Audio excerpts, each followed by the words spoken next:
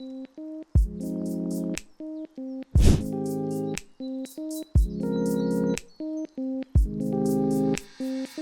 voilà, nous y sommes enfin, Samsung vient de présenter ses nouveaux pliants. Le Galaxy Z Fold 5 et le Galaxy Z Flip 5. J'ai pu les prendre en main la semaine dernière et je pense sincèrement qu'ils ne vont pas plaire à tout le monde. Mais attention à ne pas les juger trop vite pour autant car comme souvent le diable se cache dans les détails. Et on va attaquer tout de suite avec le Galaxy Z Fold 5. Un Galaxy Z Fold 5 qui ne révolutionne pas franchement la gamme, du moins pas au premier abord. Alors clairement, l'appareil reprend à son compte les lignes, le format et les finitions du modèle précédent. Cela étant, il va un petit peu plus loin que ce dernier en apportant quelques changements majeurs. Le plus significatif est sans l'ombre d'un doute, sa nouvelle charnière. Une charnière en forme de goutte d'eau qui a déjà été intégrée à certains modèles concurrents. L'intérêt de la chose est évident, grâce à cette nouvelle charnière, le Fold 5 va pouvoir se fermer complètement. Il n'y aura donc plus d'espace entre les deux parties du téléphone. Alors c'est une bonne chose et pas uniquement d'un point de vue esthétique, car cela veut également dire qu'il y aura moins de chances qu'un objet vienne s'insinuer, vienne se glisser entre les deux parties du téléphone. Samsung a également procédé à quelques ajustements afin de rendre le téléphone à la fois plus fin et plus léger. Il perd donc 10 grammes pour un total de 253 grammes. La charnière est garantie pour résister à 200 000 ouvertures et on retrouve en prime du Gorilla Glass Victus des deux côtés avec une certification IPX8. Le Fold 5 est bien sûr proposé en plusieurs coloris. Dans le commerce, vous aurez le choix entre 3 couleurs. Le noir, le crème et le bleu. Mais en plus de ça, vous aurez aussi des coloris exclusifs propres à la boutique de Samsung et plus précisément l'argent et le cobalt. L'écran interne ne change pas, la pliure est donc toujours aussi visible.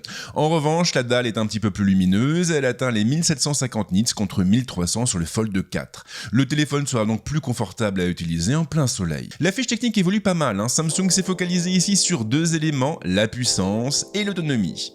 Le téléphone est donc animé par un Snapdragon 8 Gen 2, il embarque une batterie de 4400 mAh.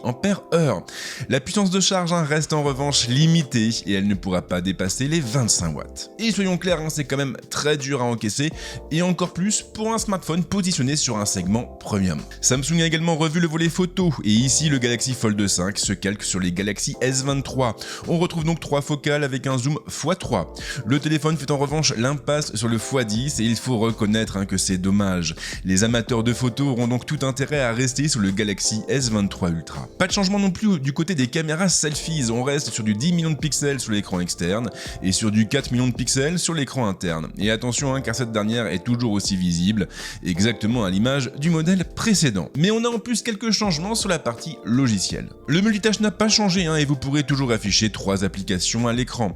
Les plus gros changements finalement portent sur la barre des tâches. Elle pourra accueillir un total de 12 applications et elle fera remonter 4 applications récentes sur la partie de droite contre 2 l'année dernière. Le Galaxy Z Fold 5 propose aussi le copier-coller à 2 doigts et vous pourrez donc prendre un élément comme une photo et l'envoyer vers une autre application, comme par exemple Samsung Note. Le mode flex évolue un chouïa avec un nouveau mode d'affichage pour le mode pro de l'appareil photo, un affichage qui vous donnera directement la main sur les réglages. Et lorsque vous shooterez, vous verrez directement apparaître la photo après le déclenchement dans la partie du bas, et là bien sûr vous pourrez la partager ou la supprimer. Quelques nouveautés intéressantes donc, mais que l'on devrait aussi pouvoir retrouver sur les anciens modèles au travers des futures mises à jour de One UI. Et justement, puisqu'on parle de mise à jour, sachez que le Galaxy Z Fold 5 aura le droit à 4 ans de mise à jour Android et 5 ans de mise à jour de sécurité. Ensuite, bien sûr, on a la question du prix et là, j'ai pris des notes.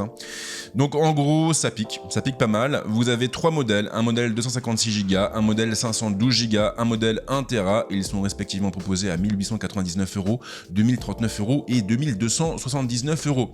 Sauf que derrière, vous avez aussi une offre de précommande qui est hyper intéressante.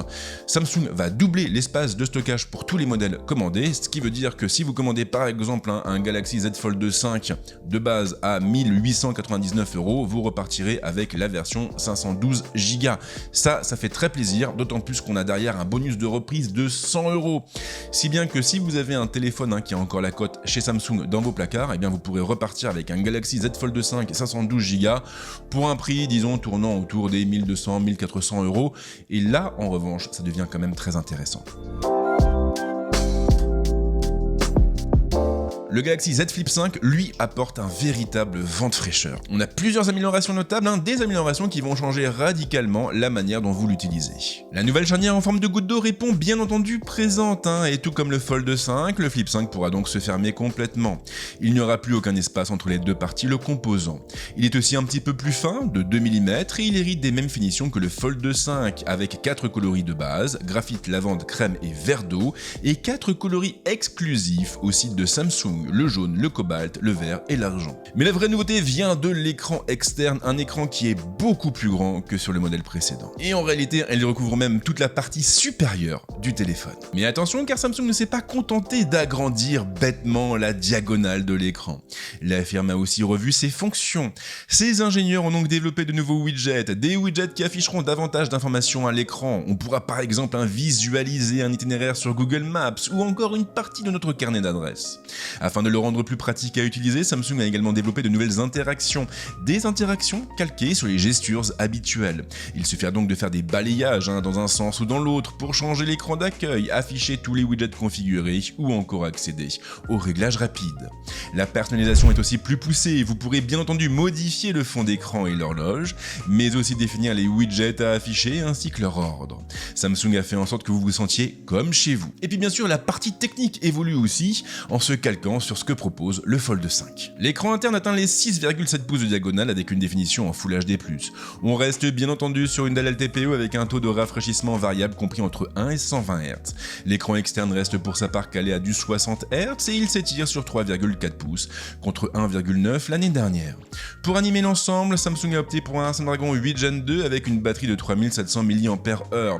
C'est sympa, mais la puissance de charge reste une fois encore calée à du 25 watts. Alors après, vous avez aussi pas mal d'autres fonctions que je détaillerai sans doute davantage dans le test, mais sachez par exemple qu'au niveau du Flex Mode, vous aurez désormais la possibilité de piloter quasiment intégralement l'appareil photo et ses différentes fonctions depuis l'écran externe. Ce qui est plutôt cool quand on veut faire des facecam ou quand on veut se prendre en selfies. Et puis après au niveau du prix, ça pique un peu, mais quand même moins que pour le Fold 5. En gros, le premier modèle avec 256 Go sera proposé à 1199 € contre 1399 € pour la version 512 Go. Sauf que derrière, vous avez exactement les mêmes offres de précommande que sur le Fold 5, ce qui veut dire que vous pourrez doubler le stockage pour le même prix et avoir donc la version 512 Go pour 1199 €. Et derrière, bien sûr, vous avez aussi les 100 € de bonus de reprise qui viendront s'ajouter à la valeur résiduelle de votre ancien téléphone. Pour accompagner ces nouveaux clients, Samsung a également revu le catalogue de ses accessoires avec quelques nouveautés vraiment intéressantes à la clé. Pour le Fold 5 par exemple, vous aurez une toute nouvelle coque vendue à 99 €. Oui, ça fait cher la coque, c'est vrai, mais elle sera livrée avec un nouveau S Pen beaucoup plus fin que celui de la génération précédente, à un point tel qu'il se fondra totalement dans la coque. Il faudra aussi compter sur plusieurs étuis avec des pieds, des sangles ou des poignées amovibles. Côté Flip 5, Samsung a été assez loin avec un tout nouveau produit jouant la carte de la personnalisation. Une coque dans laquelle viendront se glisser des cartes décoratives, des cartes qui apporteront une touche un peu mode au téléphone, c'est vrai, mais qui intégreront surtout une puce NFC. Et une fois que vous aurez glissé dans l'étui, le téléphone affichera un fond d'écran en raccord avec les visuels des cartes. Ça c'est vraiment bluffant, c'est quasiment instantané et j'espère vraiment que Samsung va jouer à fond cette carte, notamment en ouvrant la plateforme aux accessoiristes tiers. Et puis derrière, bien sûr, on retrouve toutes les coques habituelles, des coques que vous connaissez déjà et que je ne vais donc pas détailler dans cette vidéo. Voilà donc pour tout ce que j'avais à vous dire au sujet des nouveaux clients de Samsung, des clients qui normalement devraient avoir le droit à un test complet courant du mois d'août, donc si c'est pas déjà fait, le moment est bien choisi pour vous abonner. Quoi qu'il en soit, mon bilan global, mes premières impressions, je vous avoue qu'elles sont assez mitigées. Le Galaxy Z Fold 5, sincèrement, m'a déçu. Il m'a déçu parce que il ressemble énormément au modèle précédent. Si vous enlevez le nouveau processeur, la nouvelle batterie et la nouvelle charnière, on est en présence de deux appareils quasiment identiques. Maintenant, je pense qu'il faut aussi prendre du recul parce que tout est une question de point de vue. En ce qui me concerne, mon métier c'est de tester justement les appareils tech, les smartphones, les tablettes, les ordinateurs, les consoles et forcément je vois passer beaucoup d'appareils. Je change d'ailleurs de téléphone quasiment tous les ans et fatalement quand vous avez peu d'innovation apportée par un modèle, vous le ressentez beaucoup plus fort quand vous êtes justement un testeur de produits. Maintenant, si je me mets à la place du consommateur lambda, Eh bien là je me dis que ce manque d'innovation n'est pas vraiment un problème, et ce pour une raison simple, c'est que les possesseurs, les détenteurs d'un Fold ne changent pas forcément de téléphone tous les ans. Pour moi le Z Fold 5 c'est pas un téléphone qui va intéresser les possesseurs du Z Fold 4, c'est un téléphone qui va intéresser, enfin un appareil qui va intéresser les propriétaires, les détenteurs d'un Fold 3, d'un Fold 2 ou même du premier Fold.